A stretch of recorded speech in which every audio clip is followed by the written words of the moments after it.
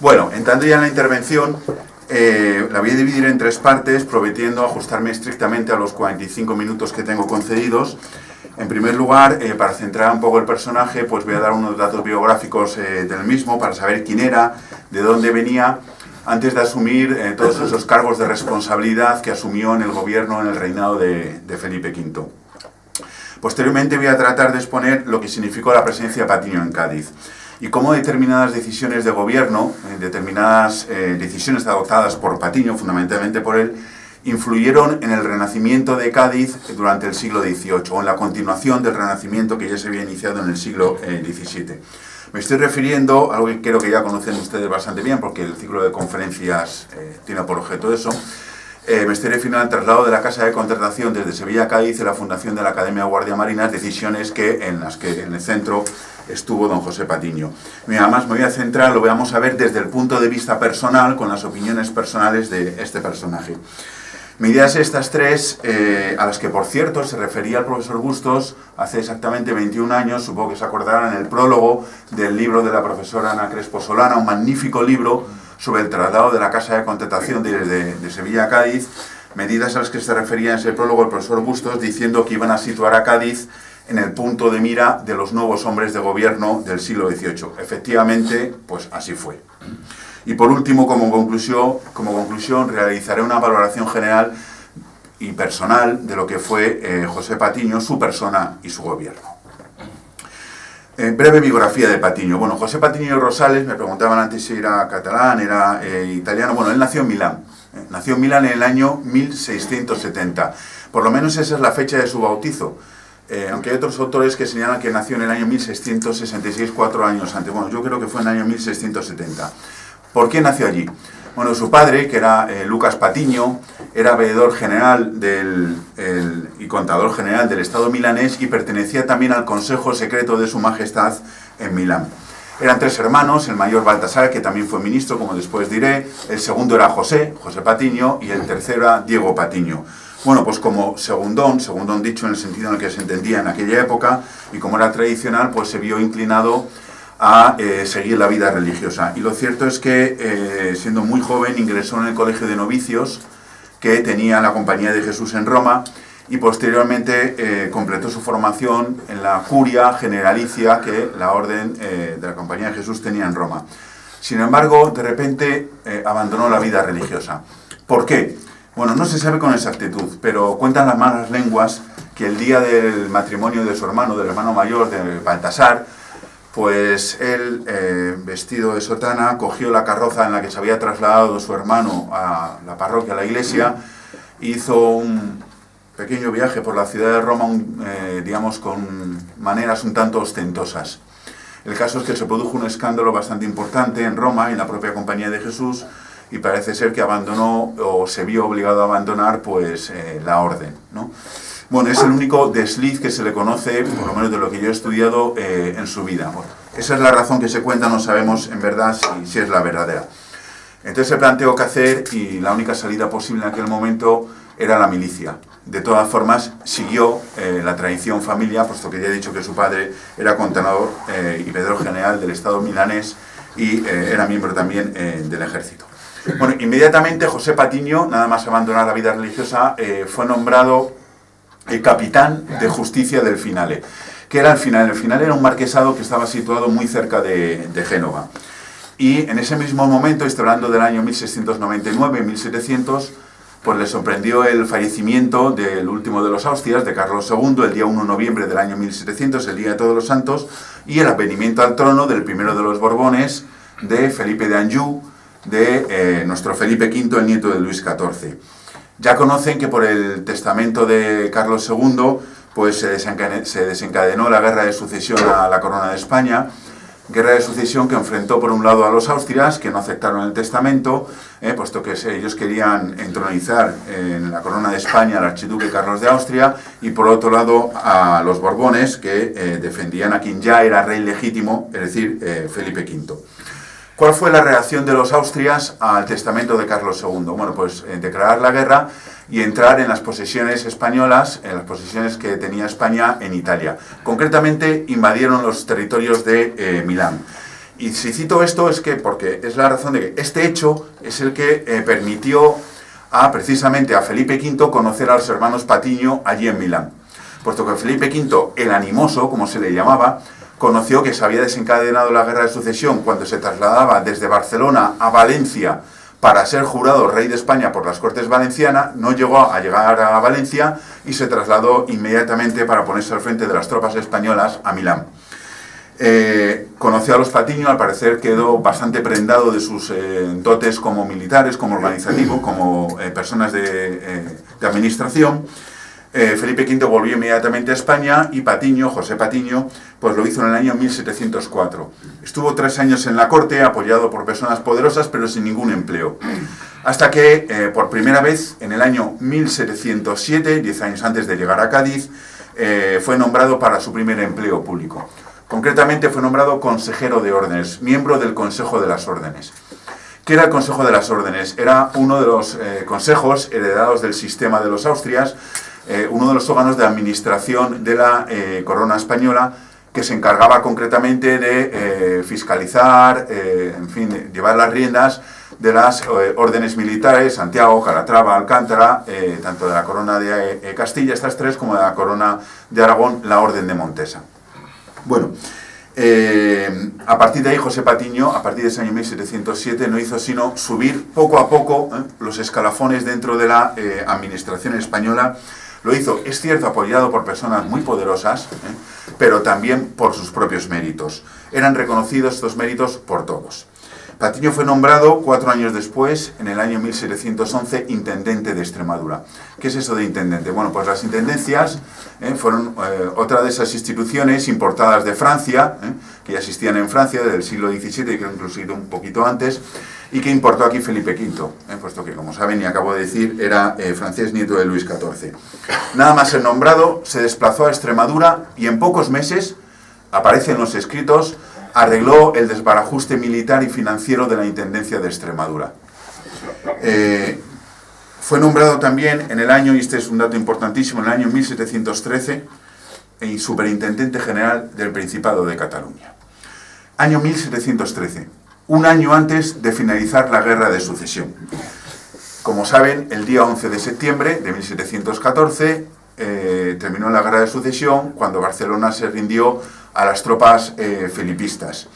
Y además de los mandos militares, la primera autoridad civil militar que entró en la ciudad de Barcelona fue José Patiño, en calidad precisamente de superintendente de este Principado de Cataluña. Lo primero que hizo, y se dice por parte de las autoridades catalanas, que lo hizo con un tono un tanto altanero, intervino y disolvió el ayuntamiento barcelonés, el Consell del Cent, y la Diputación de Barcelona. Estuvo 4 años en Cataluña, hasta el año 1717, y lo principal, aquello por lo que se le reconoce, no en Cataluña, lógicamente, puesto que es una persona, junto con Felipe V, que está, si no declarada persona non grata, pues casi, pues se aplicó sobre todo a la reorganización financiera del Principado de Cataluña. Entre otras medidas, creó un impuesto, estableció un nuevo impuesto que se llamó el catastro, el Real Catastro, que por cierto fue modelo para otros impuestos establecidos en los territorios de la Corona de Aragón años después, como la talla y el equivalente. En 1717 fue llamado a la corte, dejó Cataluña. Fue nombrado intendente general de la Marina de España, a lo cual volveré en un minuto. Empleo este que desempeñó durante 9 años, desde 1717 hasta 1726. En febrero de este año, ahora volverá a Intendencia, que es lo que nos ha traído aquí, la Intendencia y su Ministerio de Marina e Indias. En febrero del año 1726, José Patiño fue nombrado secretario de Estado y del Despacho de Marina e Indias. Es decir, fue nombrado ministro de Marina e Indias. 4 años después, en 1730, fue nombrado en el mismo año 1726 fue nombrado ministro de Hacienda. Acumulaba ya 2 de los 5 ministerios. En 1730, 4 años después, fue nombrado ministro de Guerra, precisamente en sustitución de su hermano Baltasar, que lo había ocupado durante unos años. Su hermano falleció y el rey le llamó a él. Ocupaba 3 de los 5 ministerios. Y por último, en 1734, 2 años antes de morir, José Patiño fue nombrado ministro de Estado. ¿Qué es ministro de Estado? Pues lo que hoy entenderíamos, más o menos, ministro de Asuntos Exteriores. En ese año, 1734, era titular nada más y nada menos que de 4 de los 5 ministerios existentes. Marina e Indias, Guerra, Hacienda y Estado. Había un quinto ministerio, precisamente el menos relevante, el de Justicia y Gobierno Político, que ocupó José Rodrigo. Pueden suponer quién era la persona que durante esta última década pues llevó las riendas de la monarquía española y, como algún autor ha dicho muy cabalmente, textualmente, despachar con Patiño era como despachar con el rey Felipe V. Bien, habíamos dejado a José Patiño recién nombrado el día 28 de enero de 1717, me voy a referir siempre a los primeros meses del año 1717, como Intendente General de la Marina de España. Pero cuando recibió este nombramiento, recibió otros 2. Superintendente del Reino de Sevilla, otra vez la intendencia, y sobre todo, presidente de la Casa de Contratación. ¿Cuál fue el encargo que recibió José Patiño del rey Felipe V ese día? Pues bien, muy sencillo, muy sencillo y muy complicado a la vez. Tal y como señalaba su nombramiento, en las primeras líneas, el rey deseaba, hablo textualmente, restablecer la marina de mis reinos de España. Nada más y nada menos. Restablecer la marina de mis reinos de España. Patiño, la verdad es que se puso a ello inmediatamente y desde luego lo que sí tuvo muy claro desde el principio fue una cosa. La ciudad que debía ser cuna, la ciudad que debía ser centro de ese renacimiento marino y comercial español, la ciudad que debía albergar las instituciones que gestionaran este resurgir tanto de la marina española como del comercio americano, no podía ser otra que Cádiz. Bien, la creación de la Academia de Guardiamarinas. Bien, siguiendo un criterio estrictamente cronológico, las primeras medidas que adoptó Patiño para cumplir este objetivo de restablecer la marina de mis reinos de España que le había encargado el rey, pues estuvieron relacionadas con la marina. La situación de la marina española a principios del siglo XVIII, yo siempre digo que era peor que lamentable. Hasta el punto de que cuando la primera mujer de Felipe V, María Luisa Gabriela de Saboya, tuvo que venir desde Italia hasta España, no había un navío en condiciones en las costas españolas para trasladarla. No lo había. Entonces se tuvo que contratar, se tuvo que alquilar unas galeras al duque de Tursis para que efectuaran el traslado. No había casi navíos, los astilleros estaban completamente abandonados, no había por supuesto arsenales. La marina española estaba en una situación de postración total. Bien, Patiño llegó a esta ciudad por primera vez, a Cádiz, el día 11 de febrero de 1717, 15 días después de su nombramiento. En palabras de Patiño, palabras de él, en un informe que escribió al ministro de Marina e Indias, Andrés de Pez, que después se lo envió al rey, dice textualmente Patiño: llegué a Cádiz y verdaderamente encontré lo mismo que me había prevenido el dicho don Andrés de Pez, quien le llama Pez o Pez, de que no hallaría exposición alguna para presto de navíos, pues no había ni siquiera un paraje donde se pudiese cocer un caldero de brea y todos los navíos estaban en la bahía, perdiéndose los pertrechos y los navíos. Bueno, pues Patiño, partiendo de esta situación, se propuso convertir a la bahía de Cádiz en el más importante centro de construcción de navíos de la Marina española. Lo primero era buscar un paraje, era buscar un sitio donde establecer unas primeras instalaciones y donde empezar a construir primero el astillero y posteriormente el arsenal que tenía proyectado. En las memorias de Patiño, este es otro escrito, que por cierto no escribió él, sino que las escribió un amigo suyo, se cuenta lo siguiente de Patiño. Examinó todos los contornos de Cádiz, vio los careneros y los almacenes antiguos y propuso a la corte que nada de lo que había podía servir. Entonces previó que desde el cimiento era necesario emprender esta grande obra en un terreno que ofrecía la ventaja de no poder ser atacado ni por tierra ni por mar. ¿Cuál era ese terreno? Pues ustedes evidentemente lo conocen mucho mejor que yo, es el llamado La Carraca, que como bien saben pues se llama así porque al parecer había abandonado un navío de este tipo, que era una embarcación de vela que al parecer se utilizaba en el Mediterráneo. Allí comenzaron las obras del astillero, al mismo tiempo que en Puente Suazo pues se comenzó a construir un pequeño carenero para reparar y limpiar los navíos. Por cierto, carenero que el propio Patiño, unos 6-7 años después, en 1724, decidió trasladar también a la Carraca. Bien, yo creo que es el momento de empezar a esbozar una primera respuesta a la pregunta que todos nos hacemos. ¿Por qué en Cádiz? Bien, al parecer fue el propio Patiño quien había decidido abandonar la construcción de navíos en los astilleros que España tenía, también muy alicaídos en las últimas décadas, en los astilleros guipuzcoanos y vizcaínos. La razón, bueno, pues era bien sencilla. Pues estos astilleros habían sido destruidos varias veces por las potencias enemigas, véase Inglaterra, ante la total ausencia de defensas naturales. Tan solo decidió conservar un astillero, también muy famoso ya desde el siglo finales del XVI, principios del XVII, que estaba situado en Santander, en la propia bahía de Santander, que era el astillero de Guarnizo. Y precisamente decidió mantenerlo por la privilegiada situación del astillero pues dentro de la bahía de Santander.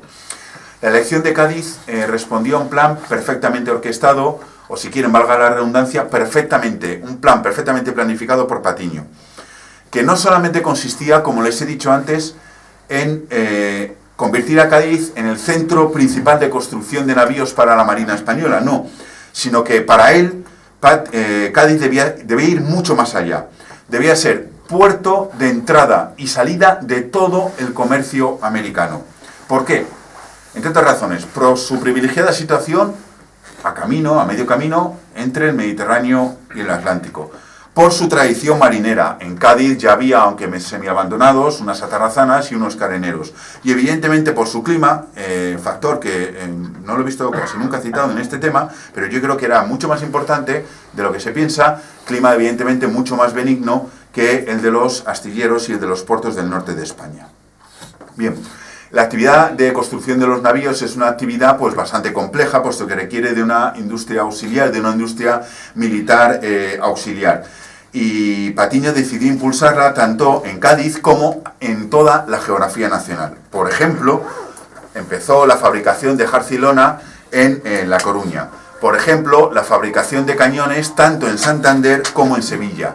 O por ejemplo, se crearon también centros de extracción de madera en Navarra y en Asturias.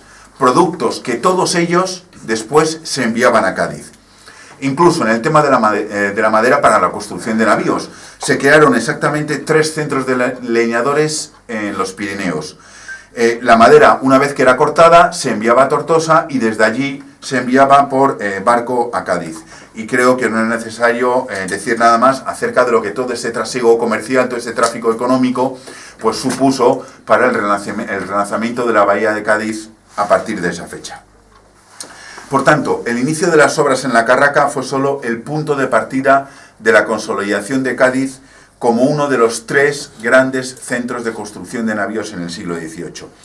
Hecho que se vio refrendado con la creación en los primeros días de febrero del año 1717 de la Academia de Guardiamarinas. Bueno, al parecer la primera iniciativa no fue de Patiño. La primera iniciativa fue del ministro de Marina Indias, de don Andrés de Pez, quien tenía en la mente crear un centro de enseñanza a semejanza de los que ya existían tanto en Francia como en Inglaterra. En todo caso, José Patiño, en su calidad de Intendente General de la Marina, acogió el proyecto con un entusiasmo increíble y se puso manos a la obra. Sin embargo, él, conocedor del tema, quiso ya sentar desde un principio alguna diferencia con esos centros que existían tanto en Francia como en Inglaterra. ¿Por qué? Porque no se quiso que tuvieran nuestros guardiamarinas, nuestros primeros cadetes, una formación eminentemente solo práctica, como ocurría en Gran Bretaña, ni tampoco que fuera, como ocurría en Francia, algún autor ha hablado de un pensionado de élite, la Academia de Guardiamarinas allí en los de Marines, en Francia, un pensionado de élite que entretuviese, se decía, los socios juveniles de la gran nobleza. Bueno, Patiño quería algo mitad-mitad. Entonces lo primero que hizo, bueno, pues es buscar la sede física de la academia. Se decidió, como bien saben, alquilar unas casas cercanas al ayuntamiento, en el barrio del Pópulo, barrio en el que hace, pues creo que 8 años, un poquito más de 8 años, el Ateneo colgó una placa en recuerdo de uno de los más insignes cadetes, guardiamarinas, que salió de las aulas de la academia, que fue, como bien saben, don Jorge Juan y Santa Cilia. Bueno, el centro docente en sí mismo, es decir, lo que es la academia, se instaló en el viejo caserón perteneciente a una familia noble, los Villavicencio, pero la residencia, lo que diríamos el cuartel de los primeros cadetes, empezó a funcionar unos meses más tarde, por lo que los primeros guardiamarinas, los primeros cadetes, todavía no guardiamarinas, se tuvieron que alojar en casas de algunos vecinos, en casas particulares, eso sí, al parecer, pues vigilados todos los días, cada uno de ellos por alguno de los oficiales. Patiño, a través de alguna de las disposiciones, de algunos reales decretos sancionados por el rey, pero refrendados por él, señaló el sueldo a los guardiamarinas, se aprobó el uniforme, y el día 7 de febrero de 1717 se comenzó a tomar asiento, así se decía, empezó a tomar asiento a los primeros guardiamarinas. Se ha estudiado mucho sobre esa primera promoción. Se llama primera promoción a los 37, 38, porque tampoco está clara la cifra, cadetes a los que se tomó asiento ese primer día. Bien, ya saben que no había ningún andaluz, la mayoría era de origen vasco, vinieron por barco a Cádiz, y hubo que esperar hasta el 31 de marzo del mismo año, hasta que Esteban de Horta, que era gaditano, pues el primer andaluz, primer gaditano, se tomó asiento en la Academia de Guardiamarinas. Hace un mes, trabajando sobre este tema para la revista Historia Naval, estuve trabajando con el libro matriz que se conserva en el archivo del Museo Naval de Madrid, el libro matriz correspondiente a todo el año 1717. De tal manera que pude ver que esa, vamos a llamarla, incorrección del hecho de que no hubiera en los primeros 2 meses ningún cadete andaluz, se corrigió inmediatamente. Porque a partir del mes de marzo, abril, mayo, pues hubo 3 localidades andaluzas, Sevilla y sobre todo Cádiz y Jerez de la Frontera, que digamos que monopolizaron el lugar de nacimiento de los cadetes. Y también pude ver que del total de 176 cadetes a los que se tomó asiento en ese primer año, desde el 7 de febrero hasta el 31 de diciembre de 1717, un 40% aproximadamente, 68 eran andaluces. Otro 20%, 40%, procedían de las 3 provincias vascas, de los territorios vascos, los antiguos señoríos vascos. 8 eran gallegos. Otros 8 venían de los territorios españoles en Italia, que en ese momento estaban en discusión precisamente como consecuencia del Tratado de Utrecht. 7 eran de Madrid. 6 de Navarra, 4 catalanes y el resto repartiéndose por diferentes territorios españoles. Por cierto que entre los admitidos ese primer año estaba Juan Manuel de Lángara, que era el padre de Juan de Lángara, Juan Cayetano de Lángara, que fue nombrado ministro de Marina en el año 1796, pues antes del famoso desastre, y que también, por cierto, el ministro de Marina fue aquí guardia marina en Cádiz.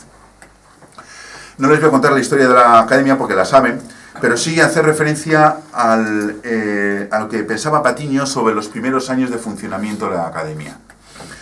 Él, transcurrido 3 años y medio aproximadamente, evidentemente residía aquí, porque la intendencia estaba aquí, conocía muy bien lo que estaba pasando en la academia y no le gustaba mucho, es lógico, era una institución nueva, estaba empezando a funcionar, y dirigió un informe en el año 1720 al rey Felipe V. Reconoce, porque él era, lo veía, que no se habían cumplido las finalidades propuestas o que él mismo se había propuesto, ¿no?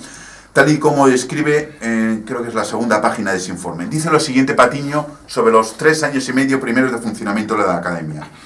En fin, las distinciones que se concedieron a este cuerpo fueron correspondientes al lustre de los individuos que le componían, porque pareció conveniente, y lo hubiera sido seguramente si, instruidos sus jefes del funcionamiento que tuvieron, se hubiesen aplicado a que no se apartasen de él, y hecho seguir y observar rigurosamente las reglas que se les dieron. Pero bien sea porque sus talentos no pudieron bastantemente comprenderlo, o por no tener la entereza que requiere semejante encargo, es decir, Patiño aquí, en primer lugar, estaba echando las culpas, por así decirlo, a los superiores de los cadetes.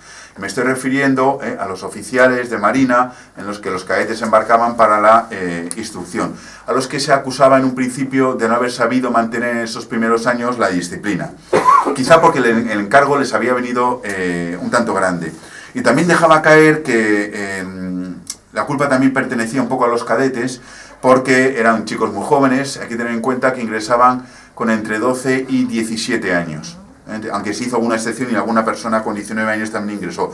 Entonces decía que el ardor de su juventud y su condición noble, pues bueno, pues les había impedido por momentos acomodarse a lo que era la dura vida en la mar, ¿no?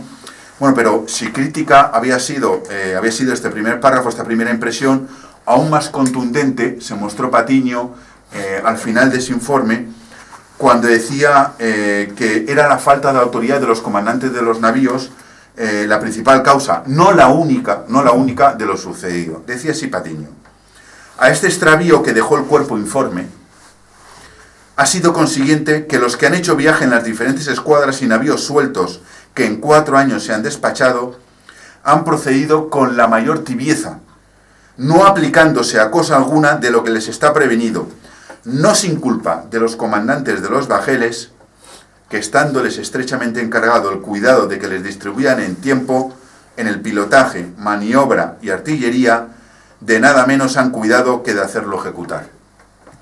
Ahora sí, también los cadetes tenían su parte, puesto que decía: al paso que no han embarazado el que a sus ojos estén entregados al juego, al pasatiempo y a otros actos ni inútiles ni decentes. Bueno, el caso es que esta era la opinión de Patiño. Estaba muy apesadumbrado, evidentemente desalentado con lo que había sido un gran proyecto personal. La consecuencia, decía textualmente, se había frustrado en esos años el fin de su establecimiento. Además, y volví a insistir en la misma idea, los oficiales de Marina han tratado a los cadetes más como de compañeros amigos que como a súbditos. La demasiada familiaridad los ha puesto con algunos de estos, no en el concepto respetable que debieran tener, abriendo paso a que se les hayan atrevido y faltado la obediencia porque no se la hicieron practicar. Bueno, es evidente que todo esto cambió con el paso de los años y que se puso remedio a estos males. Fue aquí donde se formaron marinos ilustres como Jorge Juan, como Antonio de Ulloa, como Juan José Navarro, como Cosme Damián Churruca, etcétera, etcétera, como tantos y tantos otros ilustres marinos, excelentes marinos, y muchos de ellos excelentes científicos. Pues no en vano, la formación en la academia, muy dura, incluía materias como geometría, como matemáticas, como artillería, como cosmografía, como náutica, como maniobra, como trigonometría. Todo eso escrito por Patiño y sus colaboradores de su puño y letra en las instrucciones de 1717, de mayo de 1717, para la Academia de Guardiamarinas. ¿Con todo esto qué se pretendía? Pues se pretendía dar a los guardiamarinas una formación óptima, tanto en lo teórico como en lo práctico, pero que además, a mi entender, que fuera fiel reflejo del buen caballero, del buen cadete, a través de materias que también aprendían, como por ejemplo la danza o la esgrima. En resumen, se pretendió, y yo creo que se consiguió porque el tiempo le dio la razón, formar marinos ilustrados, desde luego muy acorde con el espíritu del siglo XVIII, del siglo de la Ilustración. Tal fue el éxito que tuvo este centro de instrucción que en el año 1776 Carlos III pues decidió establecer en la ciudad de sede de los otros 2 departamentos marítimos que, como después diré, creó el propio Patiño, pues en Cartagena y en Ferrol, pues otras 2 academias de Marina, pues y otros 2 centros de instrucción iguales, semejantes, a semejanza del establecido aquí en Cádiz. La actividad de Patiño en ese año 1717, en los primeros meses, fue absolutamente frenética. Por ejemplo, desde la sede de la Intendencia General de la Marina que él ocupó, decidió formar los 2 primeros batallones de infantería de Marina, tropa que venía a sustituir a los tercios embarcados. Los tercios que embarcaban, había unas unidades de los tercios que embarcaban en los navíos, eran tropas de tierra. Pues a partir de ese momento se forman lo que es propiamente los batallones de Marina, que no es propiamente tampoco el origen de la infantería de Marina.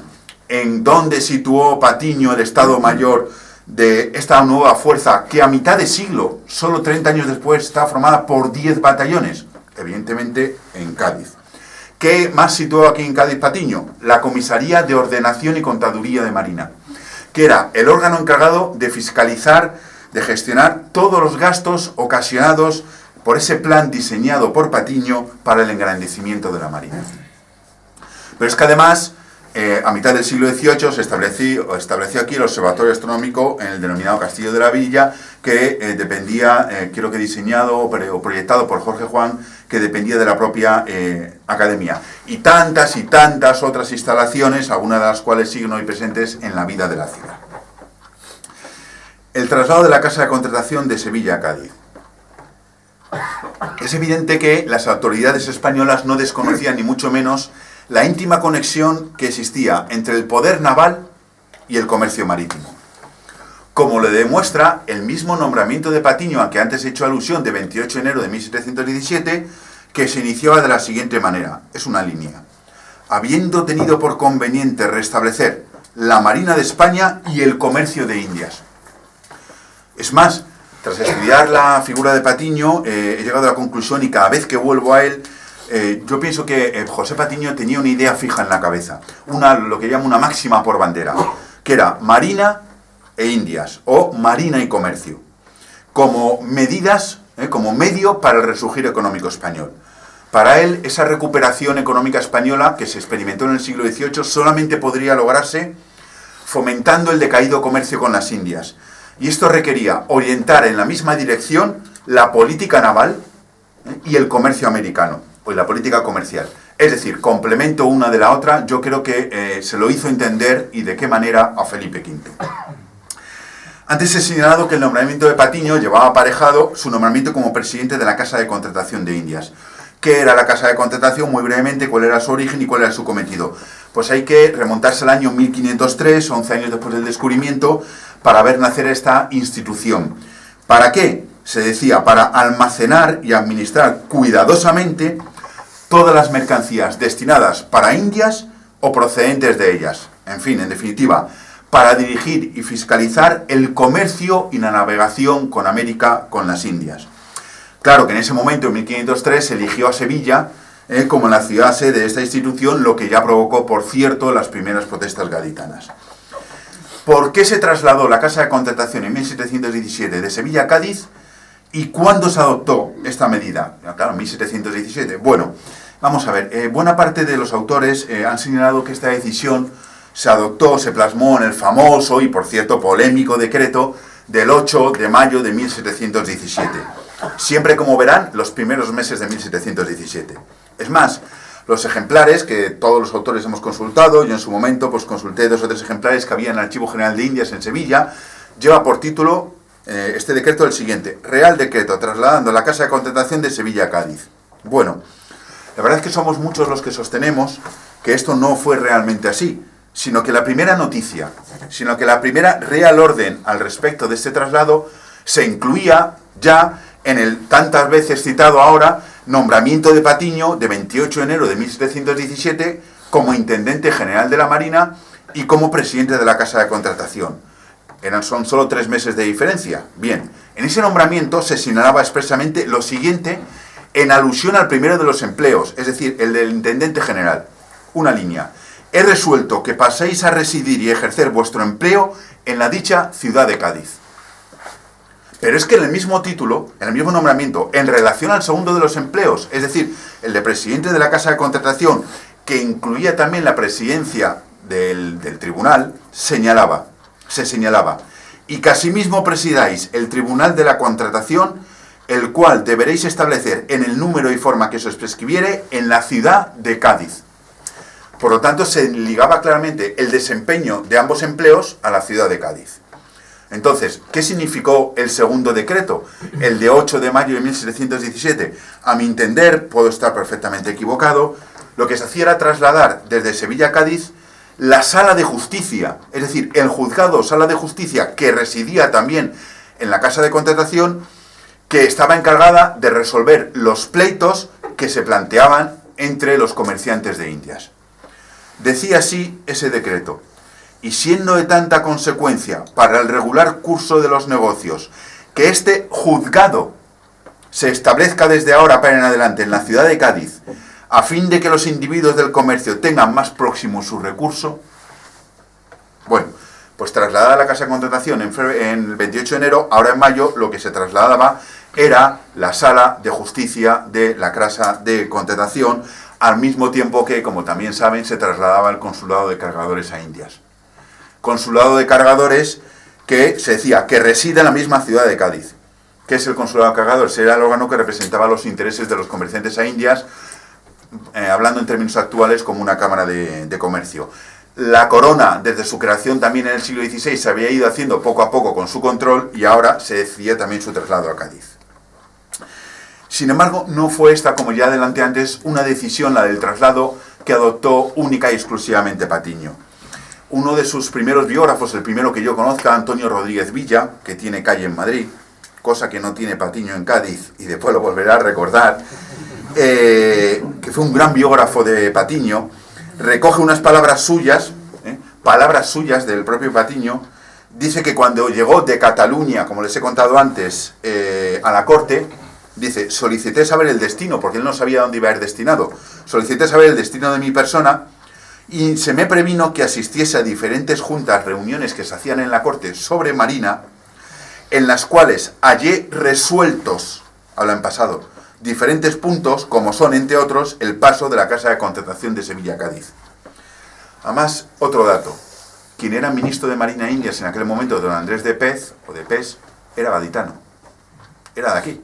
Con lo cual, como bien lo saben ustedes, con lo cual yo creo que es un dato que también conviene valorar.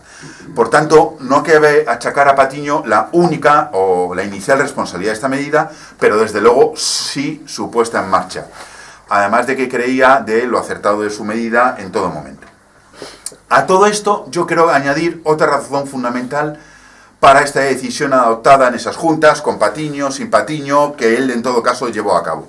Me estoy refiriendo a la tradición mercantil de la ciudad de Cádiz, que junto a su vocación marinera y al espíritu emprendedor de sus habitantes, de su población, la había hecho acreedora durante los siglos XVI y XVII a una serie de privilegios económicos y comerciales por parte de los diversos monarcas ya desde el mismo momento del descubrimiento.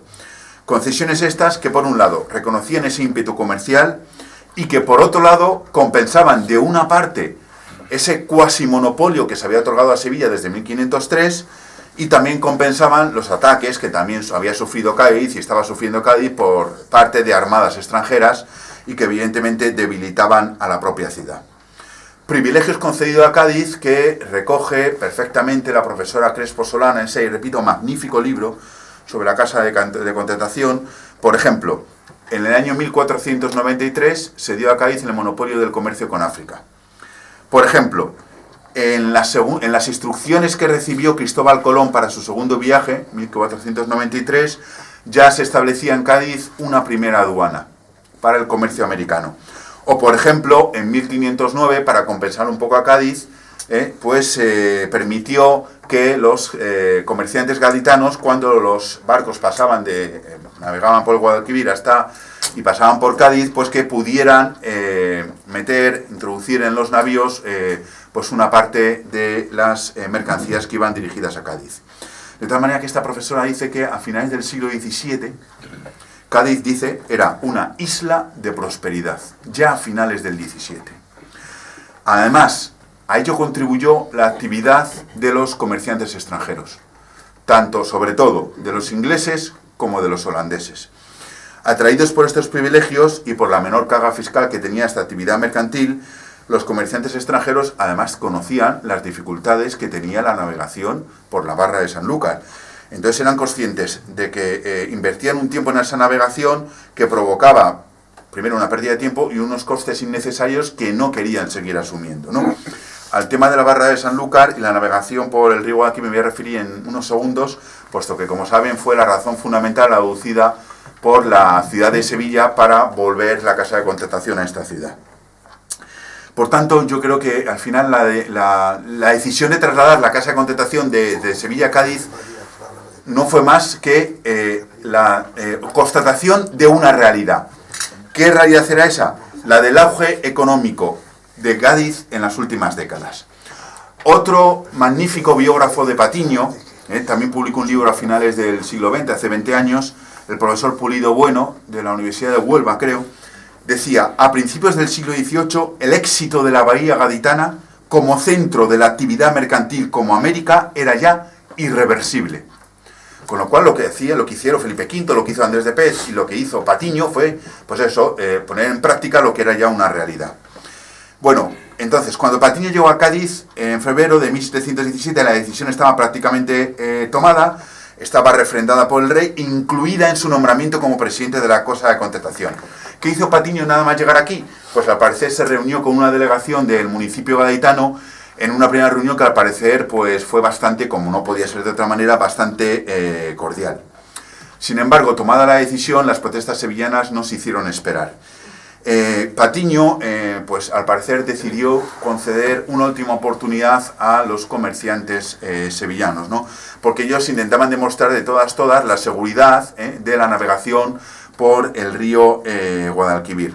Entonces, al parecer, se cargó un navío, eso lo cuenta el propio Patiño, hasta la línea de flotación, no porque así lo decidiera él, sino porque los comerciantes sevillanos dijeron vamos a cargarlo hasta aquí, porque sabemos que, desde luego, este navío cargado hasta los topes no va a tener ningún problema en llegar a la ciudad de Sevilla. Bueno, lo que sucedió es lo que tenía que suceder, la realidad, ¿no? El navío encalló en un banco de arena, nada más comenzar a navegar y no se movió. No se movió ni un centímetro, ¿no? Con lo cual la decisión del traslado ya fue absolutamente irreversible. Se inició el famoso pleito que todos conocen, un duro pleito entre ambas ciudades que duró varios años. Las protestas sevillanas llegaron a oídos de Felipe V y en 1720 Felipe V ordenó tanto a su ministro de Marina, Andrés de Pez, como al propio Patiño: a ver, los comerciantes sevillanos se están quejando, por favor, tenéis que justificar vuestra decisión. Les mandó realizar un nuevo informe que incluía otro sondeo de la barra de Sanlúcar, que por cierto este sondeo sí que fue favorable a las tesis sevillanas, ¿no? 2 años después las protestas seguían. En 1722 Sevilla presentó un extensísimo memorial en el que solicitaba el regreso a Sevilla de estas instituciones, y en julio de ese año de 1722 Felipe V decidió formar una junta para que resolviera definitivamente este asunto. Una junta formada por 9 miembros. ¿Qué pasó? Que de los 9 miembros, 7 eran totalmente favorables a las tesis sevillanas. Y solo 2, el propio Patiño y el ministro de Marina, Andrés de Pez, eran favorables a las tesis gaditanas. Bueno, se celebraron muchas reuniones, se oyeron a personas de una y otra ciudad, representantes de diferentes intereses. Los 9 miembros expusieron sus votos, es interesantísimo si tienen acceso a esos votos que están escritos. Hay diferentes ejemplares en el Archivo General de Indias, creo que en el Archivo Histórico Nacional también he visto alguno. Y yo me voy a centrar ahora en el voto de Patiño, que es interesantísimo, en el que alega las razones que condujeron en su momento a adoptar la decisión del traslado. Comienza diciendo que el último informe de Sevilla, con ese sondeo que había sido favorable a las tesis sevillanas, dice textualmente: había sido realizado por 6 hombres de Sanlúcar que no sabían ni leer ni escribir, como atestigua su mismo informe, que tampoco está firmado, acusando así directamente de falsificación a los autores del informe y a los autores del sondeo. Hablaba Patiño textualmente de mala fe en todo lo ejecutado, y que por tanto el informe y el sondeo de 1720 eran un instrumento notariamente nulo y criminal. Bueno, la verdad es que en este voto Patiño demostró, es asombroso cómo demostró conocer la barra de Sanlúcar como si fuera la palma de su mano, casi a los niveles de un buen geógrafo, de un buen geólogo, ¿no? Puesto que comenzaba definiendo lo que era una barra. Y decía: una barra es un banco bajo que por lo ordinario se suele componer de arenas que traen las aguas del mar afuera y de cascajo que precipitan la corriente del río. Bueno, pues tras definir lo que era una barra, decía: toda barra en general es un riesgo, y la del río de Guadalquivir, o sea, la de Sanlúcar, es de la misma o peor naturaleza. Además, indicaba que al estar compuesta el fondo de la barra de Sanlúcar mayormente de piedra, claro, las anclas de los navíos no agarraban y no podían fondear. Afirmaba, decía, los expertos dicen que la barra de Sanlúcar es absolutamente impracticable. Y además añadía otro motivo, otro argumento a la decisión de 1717 que, que la verdad es que estaba bien pensada. Decía los partidarios de Sevilla que, una solución era, si había problemas que ellos entendían que no, era reducir el calado o el porte de los navíos, ¿no? Claro, entonces decía Patiño: sería de imponderable perjuicio el reducir los navíos o los bajeles a buques de menor porte. A ver, la razón es bien sencilla: a menor porte, menor cantidad de productos, de mercancías, por tanto, menor beneficio económico para la ciudad de Cádiz y, evidentemente, para la Hacienda y para la corona española. Después de todas estas consideraciones, Patiño, en ese voto, redobla su apuesta por Cádiz con unas palabras que creo que a ustedes le van a ser muy gratas. No las digo yo, sino que las dice el propio Patiño.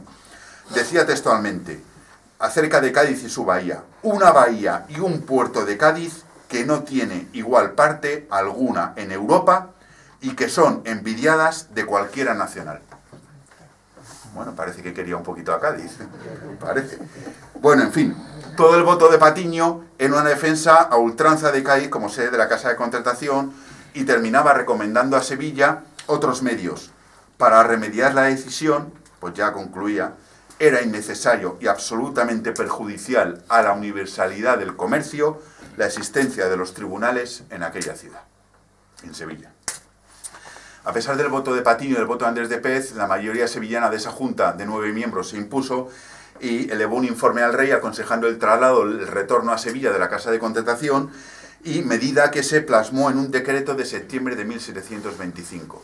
Sin embargo, 1725, pues guerra en Europa, el barón de Riperdá, pues aquí en Madrid hubo un cambio de diferentes ministerios y esta medida de septiembre de 1725 nunca se llevó a efecto. ¿Por qué? Porque en diciembre del mismo año, otra Real Orden, precisamente del último día del año, del 31 de diciembre de 1725, revocaba la decisión del decreto de septiembre. Por tanto, a partir de entonces, ni la Casa de Contratación, hasta su desaparición en 1790, ni el Consulado de Cargadores se movieron de Cádiz. Sevilla perdió todo contacto con el negocio americano, al parecer quedaron unas oficinas allí en Sevilla, y Cádiz, en palabras de un magnífico historiador, de don José Luis Comellas, dice: Cádiz creció, desbordó de vitalidad y adquirió un carácter y una perspectiva urbana muy peculiares. Fue acertada la decisión del traslado, claro, nosotros no estuvimos allí y se ha analizado mucho desde el punto de vista de la rivalidad entre Cádiz y Sevilla. Bueno, yo creo que esto no es lo acertado, ¿no? Quizá habría que aplicar otros criterios como el de la racionalidad, el de la simplificación administrativa o el plan de la Corona y de Patiño para centralizar en la bahía gaditana, con el consiguiente ahorro de costes que todo ello suponía, las actividades propias de ese gran centro marítimo, de ese gran centro comercial, de ese gran centro militar y de construcción naval, que a partir de entonces fueron Cádiz y su bahía. Lo cierto es que la labor de Patiño al frente de la Casa de Contratación desde el primer momento dio sus frutos. Creo que fue en marzo o abril de 1717, al poco de su nombramiento, salió de Cádiz para las Indias la flota más numerosa en 2 décadas, 17 navíos, cosa que, repito, no se veía en 20 o 25 años. Claro, esa primera escuadra, primera escuadra, proporcionó a las arcas de la Hacienda por derechos de aduanas una cantidad de dinero bastante considerable que el rey Felipe V pues, le agradeció a Patiño bastante. Desde entonces, desde 1717 y durante casi 50 años, el puerto de Cádiz fue el único puerto autorizado para la partida y arribada de las flotas y galeones a Indias, hasta que en 1778 Carlos III liberalizó el comercio con las Indias. Por último, y antes de concluir, quiero hacer una breve referencia a la creación, también por Patiño, del Departamento de Marina en Cádiz. Cuando en 1726 Patiño se convirtió en ministro de Marina Indias, una de sus, ya no como intendente, sino como ministro, una de sus primeras decisiones, si no la primera, fue la de crear, la de dividir las costas españolas en 3 departamentos. Lo hizo él, José Patiño: Cartagena, Ferrol y Cádiz. Al departamento gaditano le otorgó la jurisdicción, es decir, el control de las costas de todo el litoral que iba desde Portugal hasta Almería, incluyendo curiosamente las Islas Baleares, que no pertenecían al departamento de Cartagena. Claro, como ministro ya pudo empezar a manejar los fondos económicos del Ministerio de Marina Indias y revitalizó el astillero gaditano, y 2 años después, en 1728, se votó aquí el navío Hércules de 70 cañones. Por cierto, en presencia de los reyes, de Felipe V y de su segunda mujer, Isabel de Farnesio, había fallecido la primera, que habían hecho un viaje por Andalucía, pasaron por Sevilla, después por Cádiz, se quedaron absolutamente impresionados del desarrollo de Cádiz, de lo que Patiño había hecho aquí. Por lo tanto, Patiño le hizo una petición que era la de incorporar al patrimonio real el puerto de Santa María y la isla de León. Felipe V no tuvo otro remedio que decirle que sí, porque el fin de Patiño era construir allí unos primeros almacenes de pólvora del arsenal gaditano que se terminaron unos años después. Conclusión, ¿quién fue José Patiño? Miren, para mí, y creo no exagerar nada, José Patiño fue un hombre de Estado. Fue un auténtico hombre de Estado. Y desde luego un reformador, un gran reformador como corresponde al siglo. No puede calificarse de otra manera a quien, y me van a permitir una digresión de unos segundos, también durante los 6 años que ocupó el Ministerio de Guerra, dio una nueva y moderna organización a un gran número de cuerpos y armas del ejército. Incrementó de manera notable los regimientos y efectivos de infantería, caballería y dragones. En solo 3 años, la infantería española contaba con 121 regimientos y 80.000 hombres. Remodeló y organizó el cuerpo de ingenieros militares, de lo cual en esta ciudad se sabe bastante. Equiparó el cuerpo de inválidos a los otros cuerpos. Creó, mientras él era ministro de guerra, la brigada de carabineros reales. Creó la brigada de granaderos. Fomentó toda la industria auxiliar militar del ejército español, siempre Patiño velando por la industria nacional. Y lo que para mí fue la medida más importante en cuanto al ejército, creó las milicias provinciales, que era una fuerza auxiliar compuesta de 23.000 efectivos que reforzó los efectivos de la infantería. Fue también un gran reformador como ministro de Marina e Indias por lo relativo al comercio, porque también fue José Patiño, quien creó las compañías privilegiadas para el comercio con América. Por ejemplo, la Compañía Guipuzcoana de Caracas, por ejemplo, la Real Compañía de Filipinas, o por ejemplo, aunque esta tuvo menos éxito, la Compañía de Comercio para el Reino de Galicia. Era un hombre pragmático, por lo tanto no tuvo absolutamente ningún problema en copiar un modelo que ya existía en otras naciones, especialmente en Holanda y en Inglaterra. Fue también un hombre honrado, un gestor honrado, como lo demuestra el hecho de que tras su fallecimiento el día 3 de noviembre de 1736 en La Granja, si ustedes vuelven a La Granja, antes de entrar en lo que es todo el espacio del palacio, a la izquierda hay una casa donde dice que también vivió Patiño, se alojaba cuando iba con el rey a La Granja, hay una placa dedicada a él que puso el Instituto de Historia y Cultura Naval hace ya unos cuantos años. Bueno, pues cuando murió allí, los gastos del entierro los pagó el rey, porque al parecer lo único que dejó fue un anillo a su mayordomo, y poco más. No estaba casado, por tanto no tenía hijos, y se desconoce dónde fueron a parar los cuantiosos sueldos que cobró, pues como 4 veces ministro, o como titular de 4 ministerios, amén de otros encargos. Pensarán ustedes que lo gastó en grandes fiestas, pero lo cierto es que no he encontrado, en los años de investigación que dedica Patiño, que fueron 4 años muy intensos, no he encontrado la más mínima alusión en ningún libro, en ningún documento, a que se dedicara a derrochar el dinero, a grandes fiestas, a grandes fastos, una vida de derroche, en absoluto. Al revés, lo que se dice que era un hombre muy austero. Fue además Patiño el precursor de una nueva generación de dirigentes, como José Campillo, como el Marqués de la Ensenada, discípulos, por cierto, los dos suyos, y como muchos otros políticos, calificados todos ellos como preilustrados o ya ilustrados, que hicieron de su vida política un continuo servicio al rey y a España. Todos ellos procedían de los estratos medios de la sociedad, no de la gran nobleza, ni muchísimo menos, incluso de la baja nobleza. Y todos ellos reunieron una serie de características que para mí conforman el retrato robot del alto funcionario español del siglo XVIII.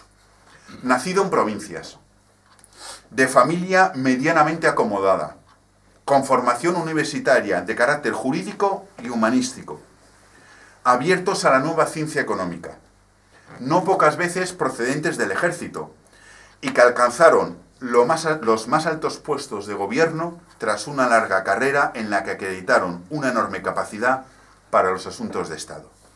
Definición esta que de principio a fin se puede aplicar a Patiño. Era un hombre con una enorme capacidad de trabajo, con unas dotes organizativas tremendas y con una experiencia en los asuntos de gobierno que pocos hombres del siglo XVIII lograron atesorar. En un papel anónimo que encontré en esos años, se cita la reflexión que al respecto de Patiño se contiene en la Historia de España de Modesto Lafuente, en su tomo 10, que me voy a limitar a leer, no quiero aportar nada. Al ocupar el ministerio Patiño se encontró sin dinero y sin marina, viéndose a los pocos años con admiración del mundo escuadras españolas cruzar los mares y ejércitos hacer conquistas en África y en Italia. Creó el Colegio Naval, dio vida al comercio, alivió a los pueblos de tributos extraordinarios haciendo venir grandes flotas de indias, teniendo además cubiertos todos los gastos del Estado. Resucitó a España, dejándola respetable a toda Europa a su fallecimiento, siendo llamado el Colbert español, sin duda por ser el más hábil de los ministros. Me comentaban que Patiño no tiene hoy una calle en Cádiz que le rinda homenaje, que le recuerde. Yo creo que no está en marcha o una iniciativa en este sentido, aunque creo que se ha comentado muchas veces, pero desde luego mejor oportunidad que este año 1717, para año en el que estamos recordando su figura y sus realizaciones en Cádiz y desde Cádiz. Yo creo que mejor oportunidad para nombrarle hijo adoptivo predilecto de Cádiz, yo creo que imposible. De esta manera nos sumaríamos al homenaje que la Marina Española le está rindiendo, Marina que también hace honor así a esa máxima, que existe en la tradición literaria de la Armada, que en latín dice prius ruet mundus quam surget Patinium secundus, lo que quiere decir antes desaparecerá el mundo que surgirá un Patiño segundo. Muchas gracias.